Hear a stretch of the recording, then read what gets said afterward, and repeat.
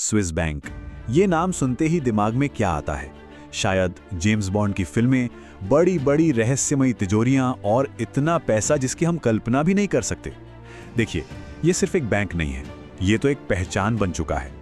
और James bond का ये डायलॉग तो बिल्कुल फिट बैठता है। ये सिर्फ एक फिल्मी लाइन नहीं है, ये उस भरोसे, उस गोपनीयता की बात करती है जो स्विस बैंकों की पहचान है। एक ऐसी जगह जहां माना जाता है कि दुनिया के सबसे बड़े राज महफूज हैं। लेकिन इस लेजेंड के पीछे की असली कहानी क्या है? तो चलिए इस मिथक के पर्दे हटाते हैं और देखते हैं कि इस सिस्टम के अंदर आखिर है क्या। ठीक है, तो इस पहेली को सुलझाने से पहले दो बुनियादी बातें समझनी बहुत जरूरी हैं। ये पूरी कहानी की नींव है। पहली चीज, काला धन। अब काला धन का मतलब सिर्फ तस्करी या वसूली का पैसा नहीं होता।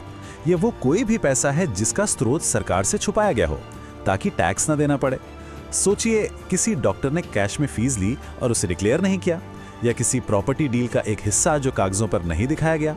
वो सब टेक्निकली काला धन है, और इसी पैसे को छुपाने के लिए लोग स्विस बैंकों जैसे ठिकाने ढूंढते हैं। और दूसरी चीज है स्विस बैंक खुद। देखिए, स्विस बैंक कोई एक बिल्डिंग नहीं है, उसे एक पूरे बैंकिंग सिस्टम की तरह सोचिए। एक मजबूत किला जिसके अंदर अलग अलग बैंक हैं, और ये पूरा सिस्टम एक ही नियम पर चलता है, क्लाइंट की जानकारी एकदम सीक्रेट रहेगी, बस। तो सवाल ये है कि आखिर स्विट्जरलैंड ही क्यों? एक छोटा सा देश दुनिया भर के पैसे के लिए सबसे सेफ वॉल्ट कैसे बन गया? इसका जवाब इसके इतिहास में है। ये कहानी शुरू होती है 1713 में, जब जिनेवा में कानून बना कि बैंकर्स क्लाइंट की जानकारी किसी से शेयर नहीं कर सकते। लेकिन असली गेम चेंजर था 1934 का स्विस बैंकिंग एक्ट।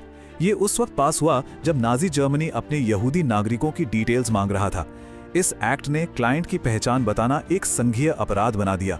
सजा 5 साल तक की जेल, और इसके साथ साथ स्विट्जरलैंड का न्यूट्रल रहना, मतलब किसी भी जंग में हिस्सा ना लेना, इसको हमेशा से एक सुरक्षित जगह बनाता है। अच्छा, अब आते हैं उस चीज पर जिसने स्विस बैंकों को इतना रहस्यमयी बनाया है। नाम है नंबर्ड अकाउंट। तो आइए देखते हैं कि एक नॉर्मल बैंक अकाउंट और एक स्विस नंबर्ड अकाउंट में क्या फर्क है। देखिए, नॉर्मल अकाउंट में नाम और अकाउंट नंबर दोनों ही पहचान है, लेकिन नंबर्ड अकाउंट में आपकी पहचान सिर्फ एक कोड या एक नंबर है। मतलब आपका नाम सिस्टम से गायब। एक तरह से आप एक घोस्ट हैं।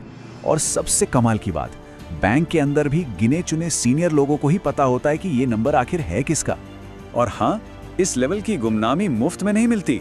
इसके लिए सालाना $300 से भी ज्यादा की फीस लगती है। अब कोई पेपर ट्रेल न बने, इसके लिए चेकबुक तो मिलती नहीं। उसकी जगह मिलते हैं ट्रैवलर्स चेक्स। और कई हाई प्रोफाइल केसेस की इन्वेस्टिगेशन में ये ही ट्रैवलर्स चेक्स वो सुराग बने जिससे एजेंसियां इन सीक्रेट अकाउंट्स तक पहुंची। तो सालों साल तक ये सिस्टम ऐसे ही चलता रहा, बिल्कुल अभेद्य। लेकिन फिर दुनिया भर से दबाव बढ़ने लगा, और स्विट्जरलैंड की इस गोपनीयता की दीवार में धीरे धीरे दरारें आने लगी। कहानी में ट्विस्ट तब आया जब OECD यानी organisation for economic cooperation and development ने टैक्स चोरी रोकने के लिए स्विट्जरलैंड पर दबाव डाला। इस दबाव का नतीजा ये हुआ कि 2018 में भारत और स्विट्जरलैंड के बीच एक ऐतिहासिक समझौता साइन हुआ, जिसे कहते हैं AEOI, मतलब ऑटोमेटिक एक्सचेंज ऑफ इंफॉर्मेशन। और फिर लिस्ट आने का सिलसिला शुरू हो गया। सितंबर 2019 में पहली लिस्ट आई, फिर अक्टूबर 2020 में दूसरी, 2021 में तीसरी, 2022 में चौथी। हर साल एक नई लिस्ट। ऐसा लग रहा था कि बस अब काले धन का खेल खत्म होने वाला है। लेकिन हुआ कुछ ऐसा जिसकी उम्मीद शायद किसी को भी नहीं थी।